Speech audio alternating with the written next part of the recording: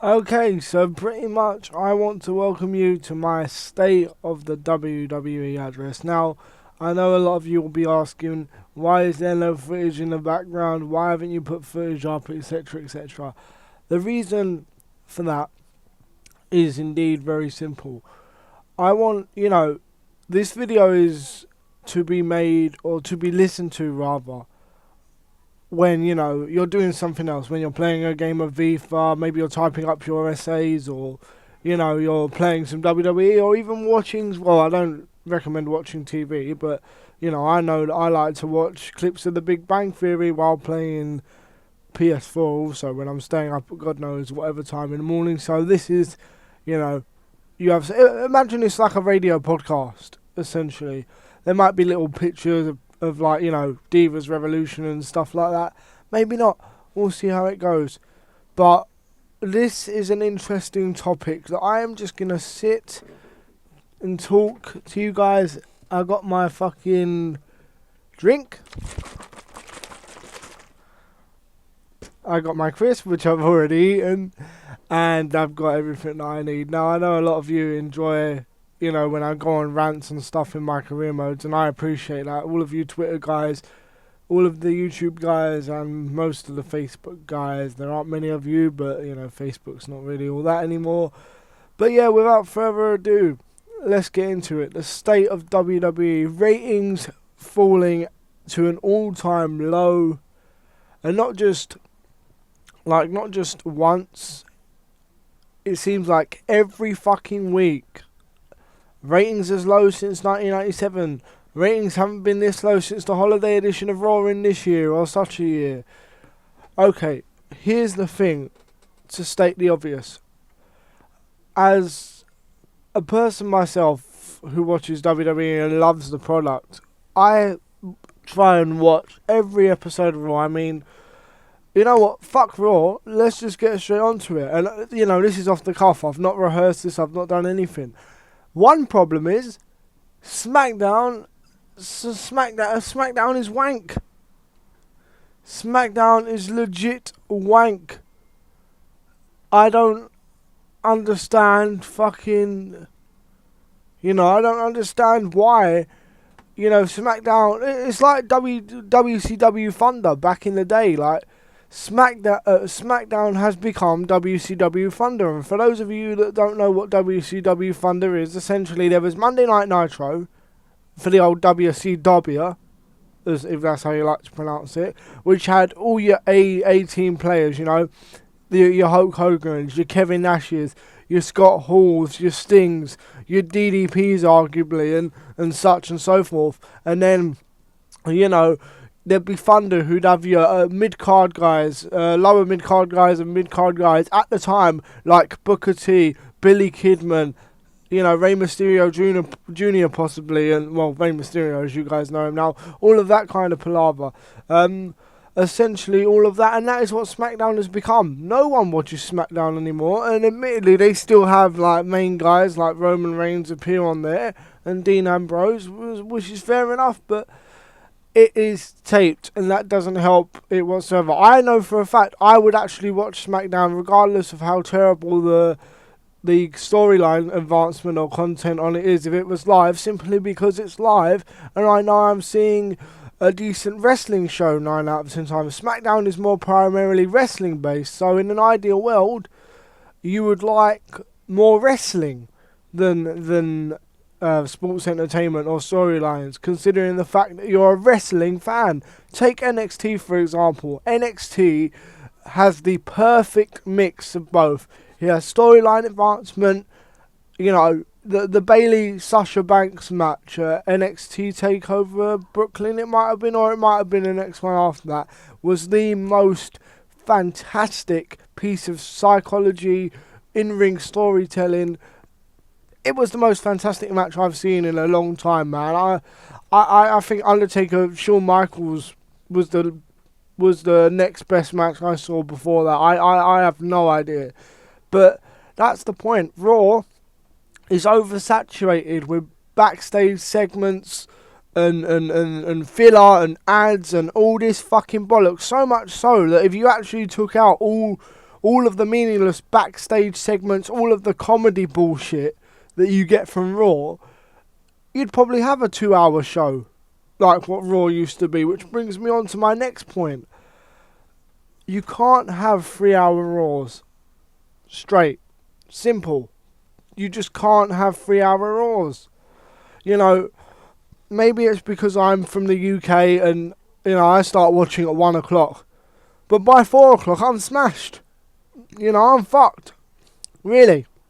And then I do this review for you guys by fucking, 5:30 maybe, once everything is exported and uploaded.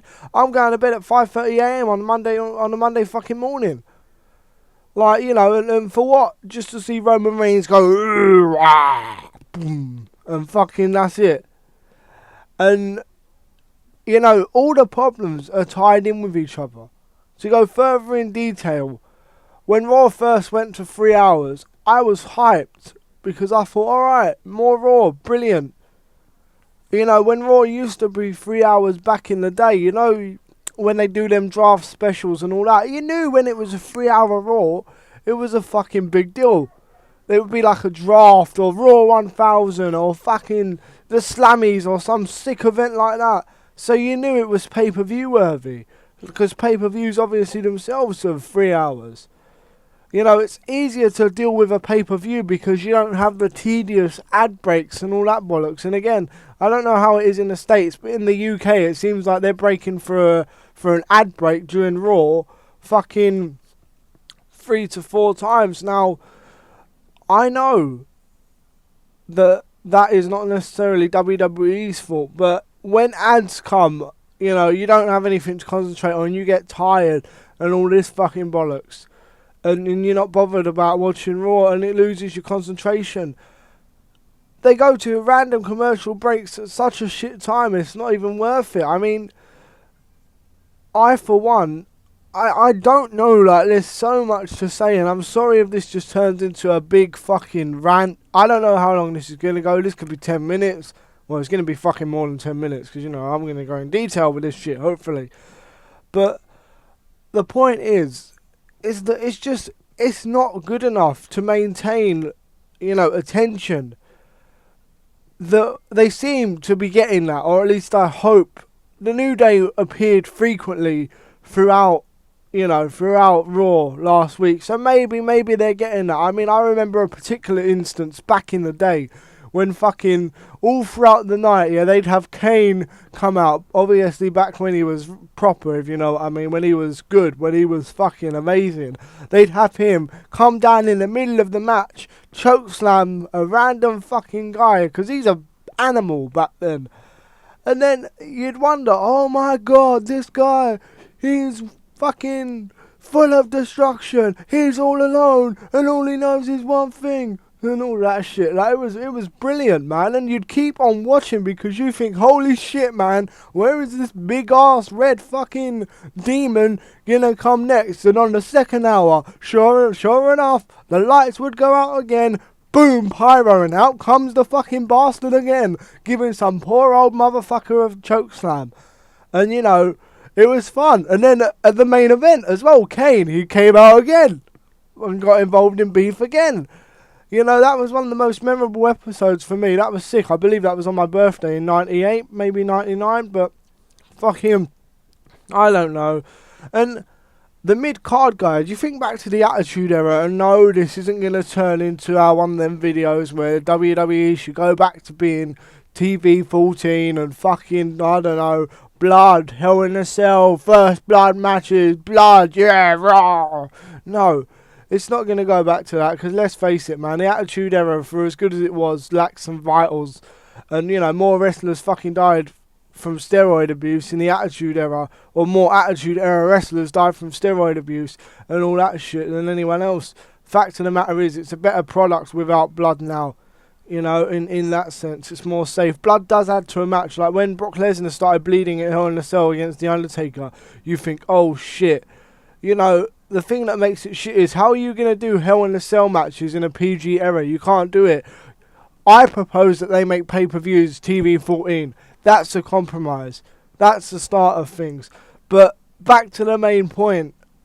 mid-card guys, whether it was your Val Venuses, your Godfathers, your fucking, I don't know, Goldust, Marlena, fucking Nation of Domination, you know, and I know The Rock was part of that, I get that, but, you know, The Rock's a whole different entity, you know, they were involved in everything, man. Like, you'd actually be concerned about what was happening with the mid-card guys. Like, I'm being honest with you. I can't remember. I'm sitting here trying to think to you, and I don't know, it's because I've got a shit memory or what, but I can't remember anything that the fucking mid-card guys were doing last week. In fact, I think it may have even been the week before. The only thing I really remember is Mark Henry having some weird fucking respect storyline with Neville. I remember thinking that because what? This is foolish. This guy used to induct people to the Hall of Pain. Mid-carders can fucking be seen one week and not seen the next. Neville wasn't even on Raw last week, I don't think. What happened to him? Like, alright, Kevin Owens wasn't because of, like, you know, family issues and all that, but, you know, fucking hell, like, give the mid-carders something to fucking do. I mean, you have Tyler Breeze beat Dolph Ziggler at Survivor Series, I think it was, and then you have him lose. You know, I know they want to go one-on-one and all that, yeah, but fucking he's been beating tag team matches and shit. Build him up. Bo Dallas had somewhat of a streak going, and yeah, it was annoying and you wanted to see him get beat, but that was the funny thing about it. You know, he had something to run with before you fucking demolished him, and now where is he? Fucking probably back down in NXT. I know he's not, but that's the point. He's probably gone with Brother Bray to Burger King. You know, fucking hell. I don't know, and that's another thing. You have one of the most interesting acts in the last, 10 years? Possibly, in the Wyatts. Let's just calm it down for a second, and let's just, like, make something perfectly clear. I don't mind Bray Wyatt, right? I feel like his promos, especially when there was that time where he'd only appear on the Tron and say things like, I'm spooky, man. This world is spooky, man. I just got loads of smoke behind me, man. After this, I'm gonna go to Burger King, man. The world is a dangerous place. On the fucking Tritantron and all that fucking bollocks. You know, but the problem with Bray Wyatt is, you lose to Daniel Bryan. He basically lost that feud even though he won the blow-off match. You then lose to The Undertaker, which is, you know, in and itself, okay, fine, losing to Taker is not a bad thing at all. You know what I mean? It's not that bad. Undertaker's a legend. Fair enough, one loss to The Undertaker at Mania you can take, right? One loss to The Undertaker at Mania you can probably take, right? But here's the thing, man. Fucking, you have him lose, he lost a feud after that to Roman Reigns, and then he lost a feud to The Undertaker again, and somewhere before all that he lost to John Cena. Why? What to do? Why do you continue to kill the mystique of one of the best superstars you got? And excuse me, I'm going to take a fucking drink here because I'm getting fired up. Thank you very much, lads. But here's the thing, right? You do the same with Dean Ambrose. I can't remember the last few Dean Ambrose won. There was that whole Dusty Finish shit with the WWE title. Then he was a victim of Dean Ambrose to build, Bray Wyatt to build the Bray Wyatt up to fight The Undertaker. Oh my God, it's a vicious circle which can be summed up in one fucking thing. 50-50 booking. 50-50 booking, and for those of you that don't know what that means, it means if Tyler Breeze wins on Raw, he's likely to lose on SmackDown, and if he wins on SmackDown, he's likely to lose on Raw, and if he ends Raw fucking getting battered by Dolph Ziggler, then he's likely to win at the pay-per-view, and fucking shit like that. Abandon that approach. Jobbers are there for a reason. You know, pick a talent that ain't very good, and fucking and just have someone steam over them. I mean, look how popular that proved for Ryback in 2012. And I get that you can't do that. I understand that you can't do that with everyone. So here's what you do, right? Say you wanted to have Kevin Owens face Brock Lesnar at WrestleMania 32. That is the current gossip going around, right? So Who do you think, right, is a good babyface? I want to say Cesaro, but they fucking destroyed his credibility. I want to say Neville, but he's been jobbing too much recently. See, look at that, man, and everyone's getting fucked up. So, oh my god, the fact that I can't think of any credible babyfaces that are strong enough to take the loss. Don't want to say Dean Ambrose because he's been losing too much already.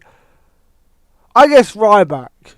Oh fuck no, but Kevin Owens already fought Ryback. Fucking hell, you see, that's how hard it is to book WWE, man. It's ridiculous. But essentially, have Kevin Owens go over one babyface, but keep the babyface looking strong. It's a hard fought battle. Kevin Owens had to pull everything. A fucking pile driver, which is not allowed in WWE, but you get the point. Pop up powerbomb, fucking powerbomb off the apron, everything. Have him actually fucking do that for one or two baby faces. Build him up to face Lesnar, and then have him beat Lesnar at Mania. New star, born right there, title or not, it's a new star.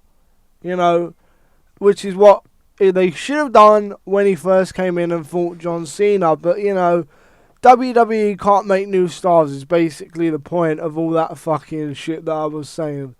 Now on to one subject which I can't believe we have gone this long without mentioning. Let me just adjust the headset so my voice can get louder.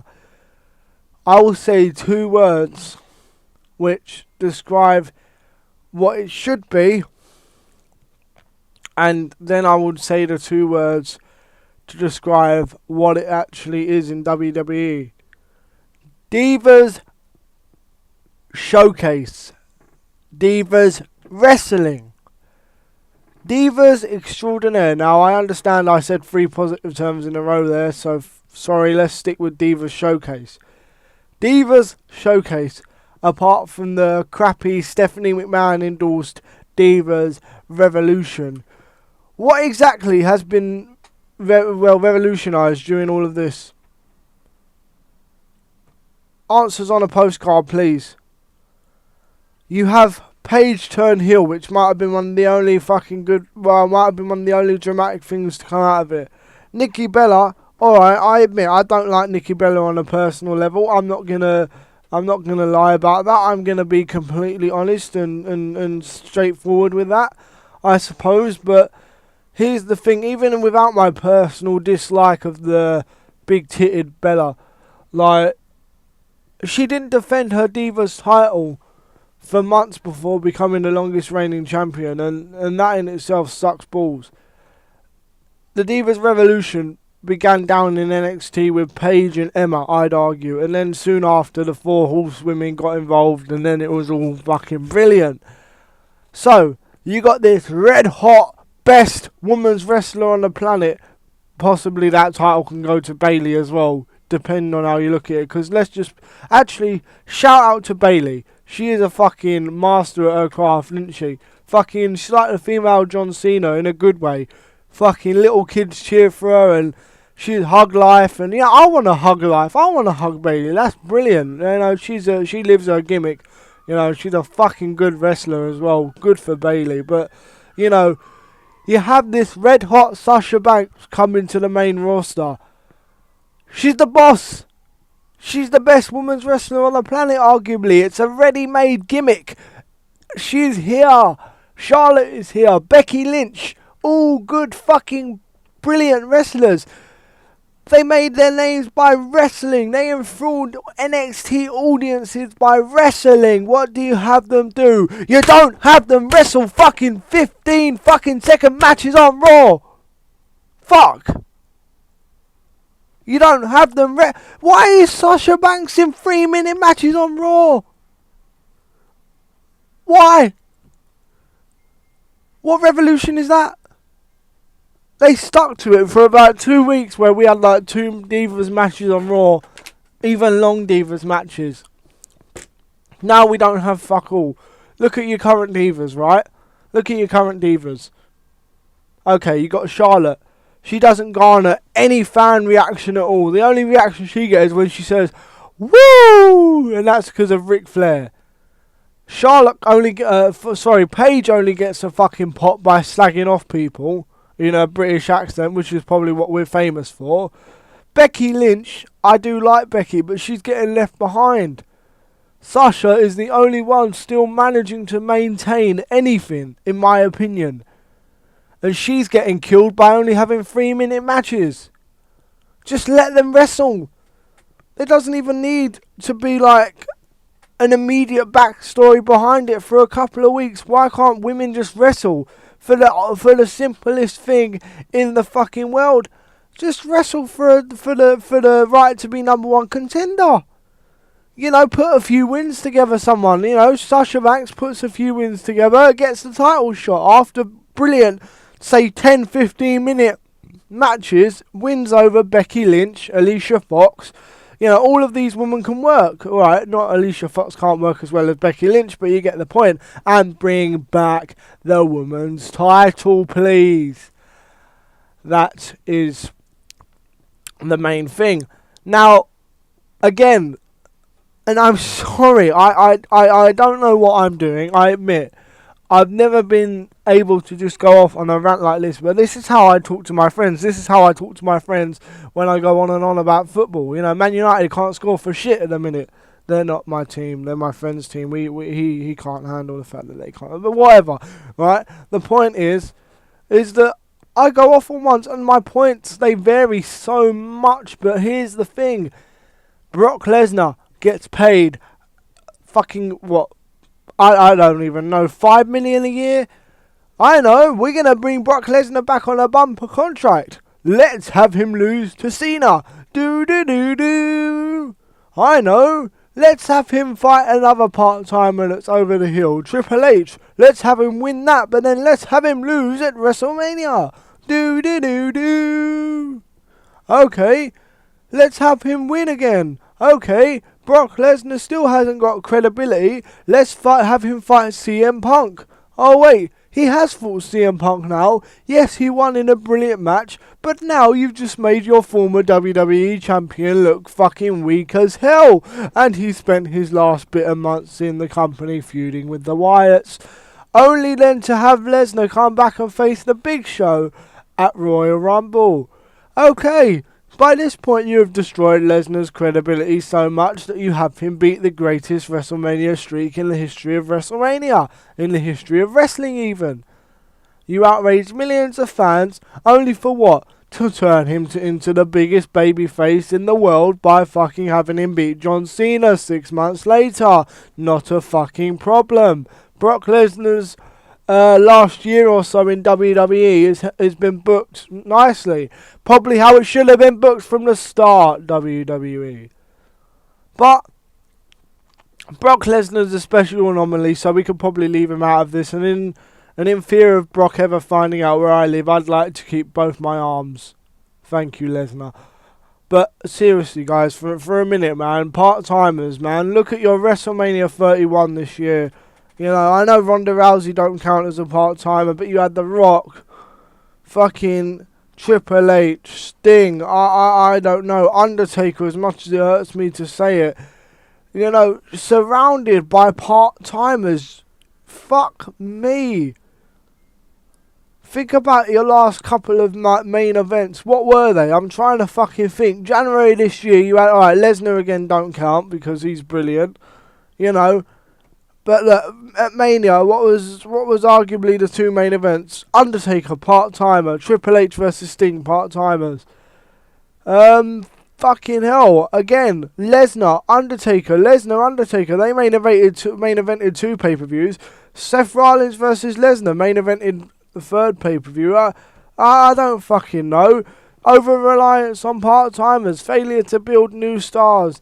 You have got a ready-made star in Cesaro there. People don't care if he can't talk on the microphone. They were popping for him anyway. He was over on sheer wrestling ability. You had him with Paul Heyman. Brock Lesnar's a face with Paul Heyman. Why can Cesaro be? How did you fuck that up? Damien Mizdow. All you had to do was have him eliminate Miz in the Andre the Giant Memorial Battle Royal. You done that. Have him eliminate the Big Show. Instead, the Big Show and Kane, I love Kane, but still, the Big Show and Kane dominate the Royal Rumble until Roman Reigns gets kicked out of this shit. You know, fucking hell. It's stupid. I mean, you have part-timers dominate the Rumble. Kane was in a fucking main event in 2015. Big Show highlighted a fucking special against Brock Lesnar. No one's going to believe Big Show can beat Brock Lesnar. This isn't 2002, man. Fuck me. It seems as though WWE are finally getting it because they're fucking putting up all kinds of surveys. How would you say WWE compares to NXT? Which is better for fucking wrestling? NXT or WWE? Which show would you say has the more enthralling product? You know, they're not that straightforward, but there is a fucking real life survey out there on WWE.com comparing the two, basically. Fucking hell. Vince just doesn't want to admit that his son-in-law's product is basically better than his. But fuck me, the problems are endless. You bring Alberto Del Rio. You bring him back, and the pop was tremendous. Nobody expected Del Rio.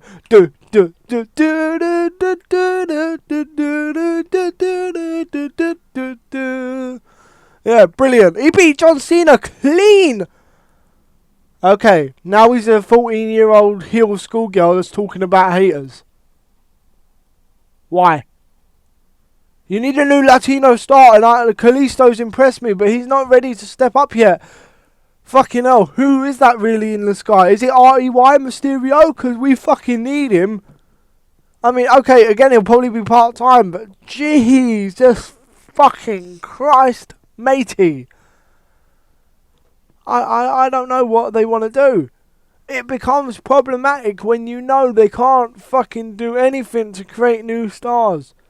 So, in short, before, I don't think there's anything else. I think I've gone over everything. But in short, Raw needs to be fucking 2 hours again.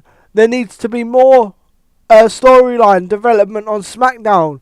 Basically, I haven't tuned into SmackDown for about 3 years. I've not missed any main WWE storyline development. I'm not even fucking with you. I'm being serious. I haven't watched it in about 2-3 years. I think the last SmackDown I may have watched was the live edition where the Nexus was there. And that might have been like 5 years ago. Not even kidding. I think I might have caught glimpses in the last 3 years. That is it. I'm serious. More storyline advancement on SmackDown. Less storyline advancement on Raw. More wrestling on Raw. Not complaining about the amount of wrestling on SmackDown, but you have to fit in the storyline advancement somewhere. Copy the blueprint of NXT. Build new stars. It can start tomorrow. It can really start tomorrow. John Cena has been the best thing to happen to WWE in 2015. That is the truth, but you need to fucking make Raw 2 hours, more storyline advancement on SmackDown, build new stars. The WWE roster now is arguably more talented than it was in the Attitude Era.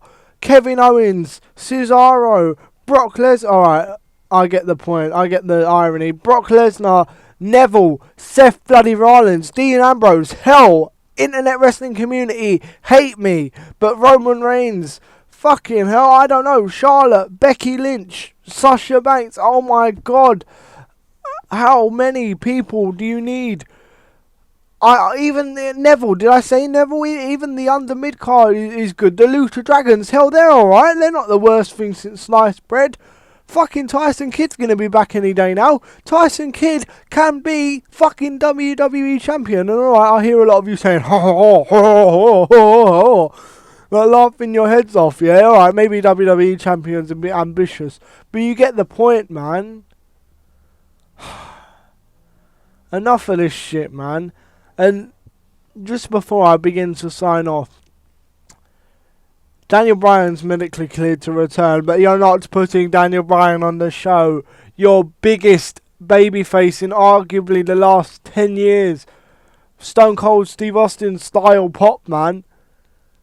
Where is Daniel? And people like Curtis Axel don't even make it onto Raw.